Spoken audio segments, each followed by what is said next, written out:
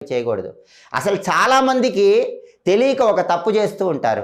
రాత్రిపూట ఇల్లు నీట్గా ఉండాలని చీపురుతో చిమ్మి పడుకుంటారు. అలా చేస్తే దరిద్ర దేవత ఇంట్లోకి వస్తుంది. రాత్రిపూట ఎప్పుడూ కూడా ఇల్లు చీపురుతో చిమ్మకూడదు. ఇంకొంతమంది బంధువులు ఇంటికి వచ్చి వెళ్ళగానే చిమ్ముతూ ఉంటారు. అలా చేసిన దరిద్ర దేవత ఇంట్లోకి ప్రవేశిస్తుంది.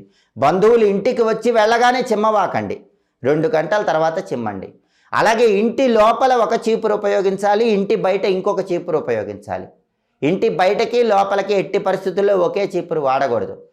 పూజ గది దగ్గర మాత్రం చీపురుతో చిమ్మకుండా సాధ్యమైనంత వరకు వస్త్రంతోనే శుభ్రం చేసుకోండి. అప్పుడే లక్ష్మీ కటాక్షం ఉంటుంది. అసలు అన్నిటినీ శుభ్రం చేసే చీపురును కూడా మనం శుభ్రం చేసుకోవాలి. అప్పుడే లక్ష్మీ కటాక్షం కలుగుతుంది. ఇది కూడా చాలామందికి తెలియదు. చీపురుతో చిమ్మేస్తారు, ఇంట్లో ఒక చోటు ఉంచుతారు. అన్నిటినీ చిమ్మే చీపురుని కూడా మనం శుభ్రం చేసుకోవాలి. చీపురుని నీళ్లతో కడిగి చక్కగా ఆరబెట్టుకోవాలి. ఎప్పుడో తెలుసా? దానికి ఒక